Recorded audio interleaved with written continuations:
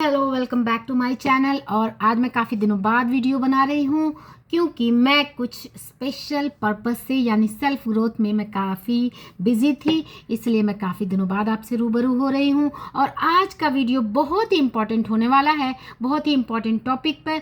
2023 मेरे लिए बहुत इम्पोर्टेंट था। मैंने काफ़ी चीज़ें सीखी, काफ़ी लर्निंग्स ली डेलिबरेटली, और काफ़ी लर्निंग्स मुझे मिली मेरे लाइफ से। सो हिट एंड ट्रायल भी रहा समटाइम्स, एंड इससे मैंने काफ़ी अपना एक नेक्स्ट वर्जन आप कह सकते हैं कि मैंने क्रिएट किया है, एंड नेक्स्ट वर्जन मैंने अचीव किया है।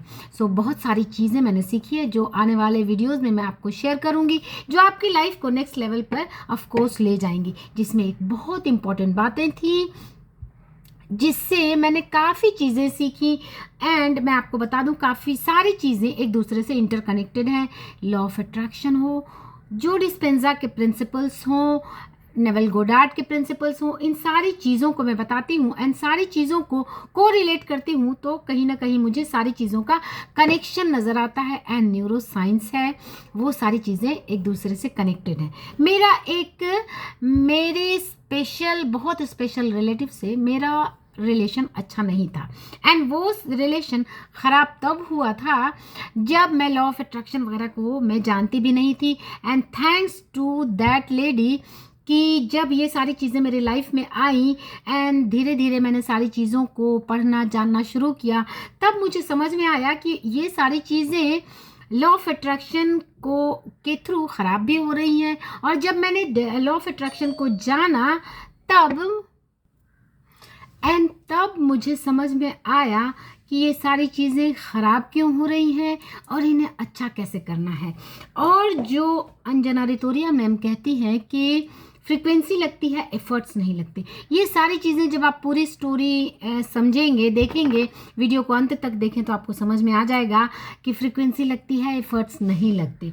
सो जब मेरा रिश्ता उस इम्पॉर्टेंट लेडी से बिल्कुल भी अच्छा नहीं था, और वो मेरे रिलेशन का एक इम्पॉर्टेंट पार्ट है, ऑफ कोर्स उसका इफेक्ट मेरे ऊपर पड़ रहा था।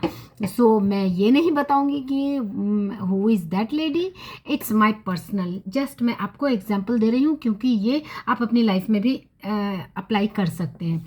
सो जब किसी से रिश्ता ख़राब हो जाता है तो मोस्टली हम उस पर काम करना शुरू कर देते हैं, क्यों हो रहा है, कैसे हो रहा है, और उसे मनाने की, उससे बात करने की, उसे समझाने की कोशिश करते हैं, जो यही मैंने भी किया। एंड मैं क्या कर रही थी कि लोगों से काफ़ी बातें कर रही थी। मुझे ऐसा लगता था कि कोई इस प्रॉब्लम को बीच में पढ़ के सॉर्ट आउट कर देगा, एंड मैंने देखा कि ये सारी चीज़ें उसे और कॉम्प्लिकेटेड बना रही हैं। मैं लोगों से बातें करती क्योंकि उस वक्त मैं ज़्यादा लॉ ऑफ अट्रैक्शन एक्सेट्रा को समझती ही नहीं थी कि ये भी कुछ हमारी लाइफ में हो रहा है, मीन्स वो अप्लाई तो हो रहा है, लेकिन उसको मैं नहीं समझ रही थी कि वो किस तरह से काम करता है। So and actually it works. तो मैं सारे लोगों से बातें करती और मुझे ऐसा लगता कोई इस प्रॉब्लम को सॉर्ट आउट कर दे तो मेरी लाइफ तो एकदम जिंगा लाला हो जाएगी। मैं सारे लोगों से बातें करती, लोग इसमें पढ़ते, और चीज़ें लॉ ऑफ अट्रैक्शन ने इस पर इतना काम किया कि मेरी चीज़ें और ज़्यादा कॉम्प्लिकेटेड होती गई। फिर मैंने जाना कि अच्छा किस तरह से वाइब्रेशन फ्रीक्वेंसी को समझा।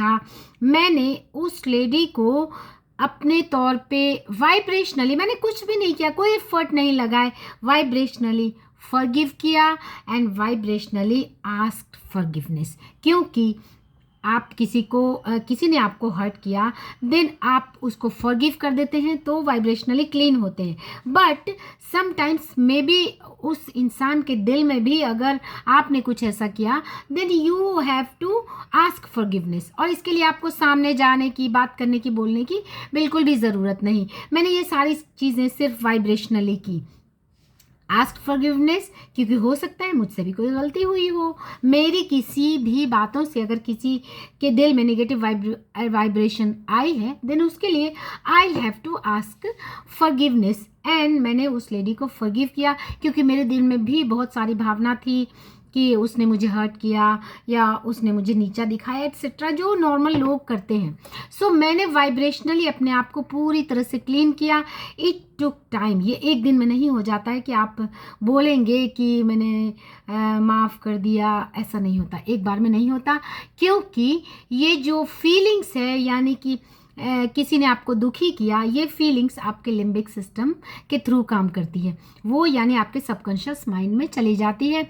और वो एक बार लॉजिकली समझाने से वो बातें नहीं होती, क्योंकि लॉजिक जो है वो हमारे ब्रेन का पार्ट प्री फ्रंटल कॉर्टेक्स, उससे का वो काम है। तो वो आप लॉजिकली समझाएंगे, और जो कि हर्ट, दुख की जो फीलिंग्स है वो लिम्बिक सिस्टम में चली गई है, तो वो आपको लॉजिक से समझाने से नहीं होगी।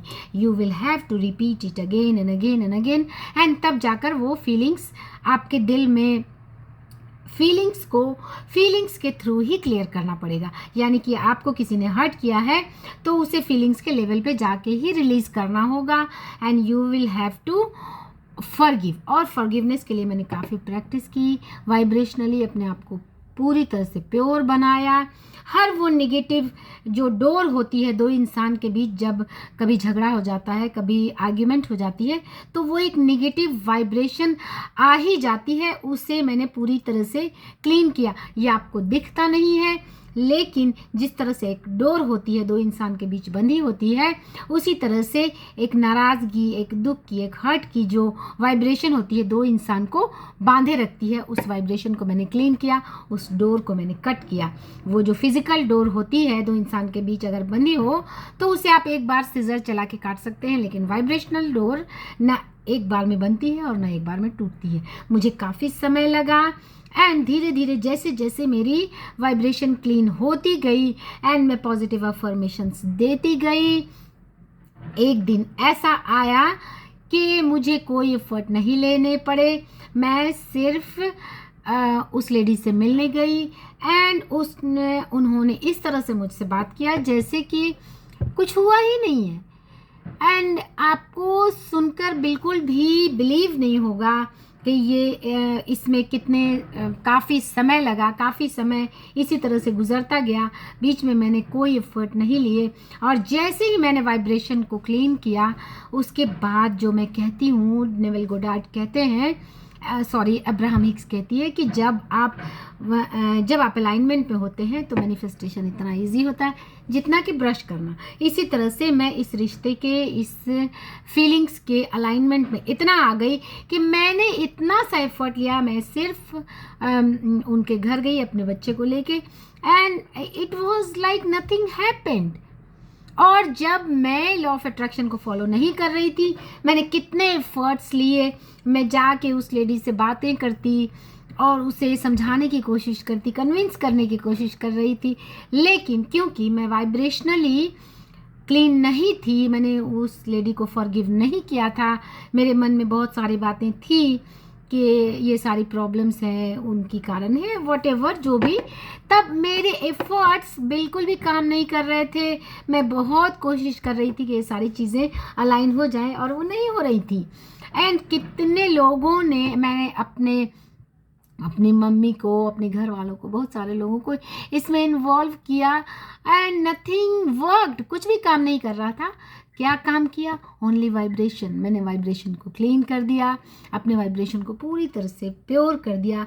आज मैं उनसे इतने फ्रीली बातें करती हूँ, ऐसे बातें करती हूँ जैसे कभी कुछ हुआ ही नहीं, और ना ही मेरे मन में कोई फीलिंग है, एंड आई थिंक, मुझे ऐसा लगता है कि उनके मन में भी कोई फीलिंग नहीं, जबकि इसे ठीक करने के लिए मैंने कोई एफर्ट नहीं लिए।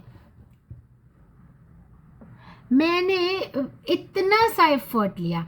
जो कहती हैं अंजना मैम के फ्रीक्वेंसी लगती है, एफर्ट्स नहीं लगते। इस पूरी स्टोरी से आप समझ जाएंगे कि किस तरह फ्रीक्वेंसी लगती है, किस तरह काम हमें फ्रीक्वेंसी पर करना है, और एफर्ट्स फिर इतना सा ही करना है, वो सारी चीज़ें अलाइन हो जाती हैं।